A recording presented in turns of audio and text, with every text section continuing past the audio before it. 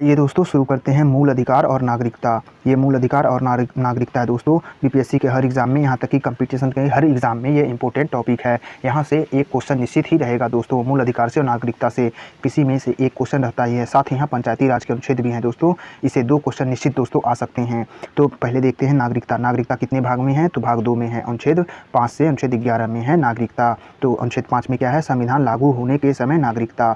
संविधान लागू होने के समय नागरिकता अनुच्छेद 5 में है। अनुच्छेद 6 में है पाकिस्तान से भारत में प्रव्रजित व्यक्तियों के नागरिक अधिकार। तो अनुच्छेद 6 में क्या है? पाकिस्तान से प्रव्रजित भारत में व्यक्तियों के नागरिक अधिकार। और अनुच्छेद 7 में है पाकिस्तान के प्रव्रजित व्यक्तियों के नागरिक अधिकार। और भाग 8 में है भारत से बाहर रह रहे नागरिकों के अधिकार। और अनुच्छेद 9 में है विदेशी राज्यों की नागरिकता लेने पर नागरिकता समाप्त हो जाएगी। और अनुच्छेद 10 में है नागरिकता अधिनियम की निरंतरता है। नागरिकता अधिनियम की निरंतरता अनुच्छेद 10 में है। और अनुच्छेद 11 में है संसद द्वारा नागरिकता अधिकारों का नियमन। तो नागरिकता था 5 से 11 में। देखिए 5 में क्या है? लागू होने के समय नागरिकता। और ये 6 और 7 में देखिए कन्फ्यूजन होता है। 6 में है पाकिस्तान से भारत में प्रव्रजित व्यक्तियों के नागरिक अधिकार, यानी कि 6 में है जो पाकिस्तान से बंटवारा के बाद जो भारत में आए थे उनकी नागरिकता, यानी कि पाकिस्तान से भारत में प्रव्रजित यानी पाकिस्तान से आने वाले। अनुच्छेद 6 में था। और अनुच्छेद 7 में जो है ये पाकिस्तान के प्रव्रजित व्यक्तियों के नागरिक अधिकार, यानी कि भारत से जो व्यक्ति पाकिस्तान में गए उनके नागरिक अधिकार के बारे में है।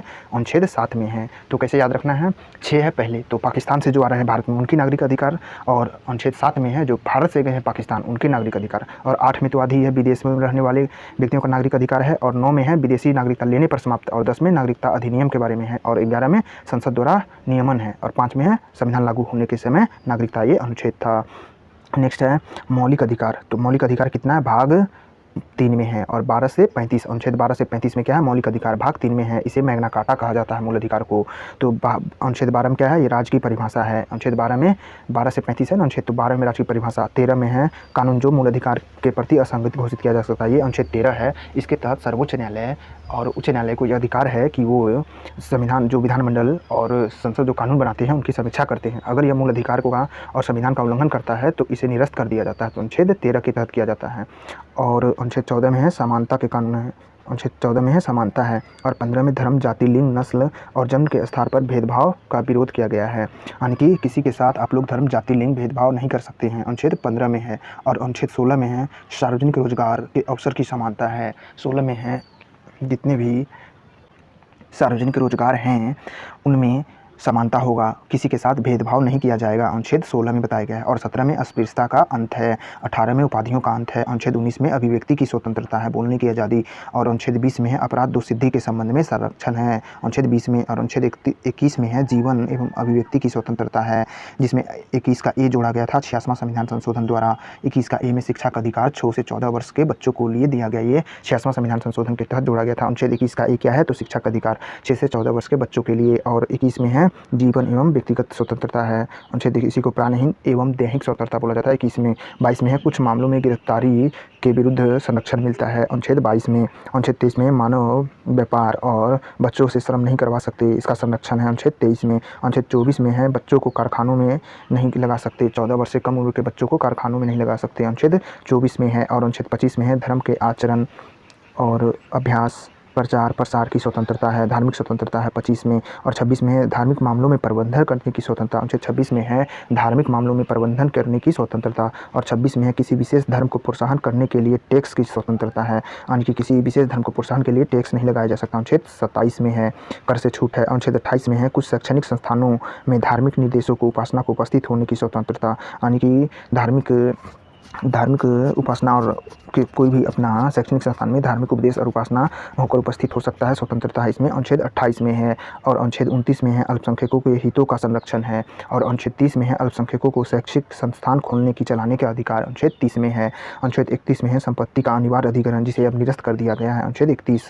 और अनुच्छेद 32 में संवैधानिक उपचारों का अधिकार है, जिसे भीमराव अम्बेडकर ने संविधान की आत्मा कहा था। अनुच्छेद 32 को और 32 का ए जोड़ा गया था। 32 के अंतर्गत कानूनों की राज्य कानूनों की संवैधानिक संवैधानिक वैधता पर विचार नहीं करेगा। अनुच्छेद 32 का ए में है के अंतर्गत राजकानूनों की संवैधानिकता की विचार नहीं करेगा। और 33 में है संसद की शक्ति संशोधित करने की, तो मूल अधिकार में संसद संशोधित करने की शक्ति अनुच्छेद 33 में है।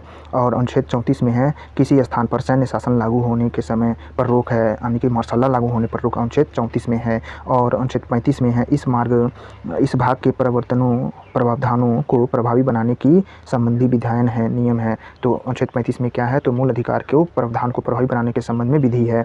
और 31 का ए में है संपत्ति के अधिग्रहण के लिए कानून की सुरक्षा है। 31 का बी में है कुछ अधिनियमों व विनियमों की वैधता है। अनुच्छेद 31 के बी में कुछ अधिनियमों की वैधता। अनुच्छेद 31 के सी में है नीति निर्देशक तत्व पर प्रभाव डालने वाले कानूनों की सुरक्षा है, अनुच्छेद 31 के सी में है। और अनुच्छेद 31 के डी में है राष्ट्र विरोधी गतिविधियों से संबंधित कानूनों की सुरक्षा है, जिसे निरस्त कर दिया गया है, अनुच्छेद 31 का डी। तो ये थे मौलिक अधिकार। दोस्तों इसमें सबसे अधिक पूछे जाने वाले मौलिक अधिकारों को देख लेते हैं।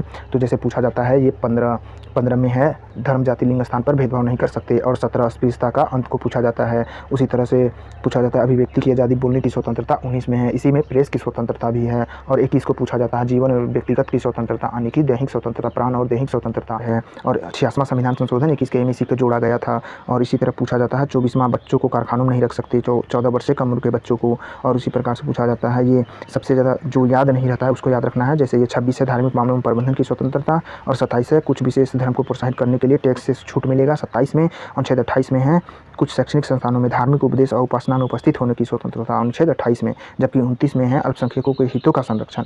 और अनुच्छेद 30 में है अल्पसंख्यकों को शैक्षणिक संस्थान खोलने चलाने का, अनुच्छेद 30 में। जबकि 31 में संपत्ति का निगरण था, इसे निरस्त कर दिया गया। 32 में तो उपचार जानते ही हैं। और संसद की शक्ति है संशोधित करने की, अनुच्छेद 33 में है। और 34 में तो सैन्य कानून है, यानी कि मार्शल लॉ जब लागू रहता है उस समय का है। और 35 में है कुछ भाग में इसे प्रभावी बनाने का विधि दिया गया, अनुच्छेद 35 में। और 31 के ए में जोड़ा गया था संपदा के अधिग्रहण के लिए कानून 31 के ए में जोड़ा गया था। और 31 के बी में है कुछ अधिनियमों और विनियमों की वैधता। 31 के सी में है नीति निर्देशक प्रभाव पर डालने वाले कानूनों की सुरक्षा, अनुच्छेद 31 के सी में। जबकि 31 के डी में है राष्ट्र विरोधी गतिविधियों से संबंधित कानून सुरक्षा से खत्म कर दिया गया है। तो ये थे मौलिक अधिकार दोस्तों। अब देखते हैं यहाँ पंचायती राज में है, इसमें 16 अनुच्छेद है दोस्तों, ये भाग 9 में है। तो पंचायती राज में देखिए किसमें है परिभाषा 243 में। पंचायती राज की परिभाषा कितना में है 243 अनुच्छेद में। अनुच्छेद 243 का एक में क्या है, तो ये ग्राम सभा है। इसमें 243 के बी में जो है ये ग्राम पंचायत का गठन है। और 243 के सी में ग्राम पंचायत की संरचना है। 243 के डी में स्थानों का आरक्षण है, ग्राम पंचायत में आरक्षण जो है 243 के डी के तहत दिया जाता है। और 243 के ई में जो है कार्यकाल और अवधि है, इसमें ग्राम पंचायत का कार्यकाल किस में है, तो 243 के ई में। और 243 के एफ में है सदस्य की योग्यताएं, यानी कि पंचायती राज सदस्यों की योग्यता किस में है, तो 243 के एफ में है। और 243 के जी में है शक्ति, प्राधिकार और उत्तरदायित्व है। अनुच्छेद 243 का जी ये पूछा गया बीपीएससी में। तो पंचायती राज का शक्ति, प्राधिकार, उत्तरदायित्व किस में है, तो अनुच्छेद 243 के जी में है। और 243 के एच में क्या है, कर लगाने की शक्ति है, उनकी निधियां हैं। तो पंचायती राज को कर लगाने की शक्ति अनुच्छेद 243 के एच में दिया गया है। जबकि 243 का आई में वित्त आयोग होगा पंचायतों का।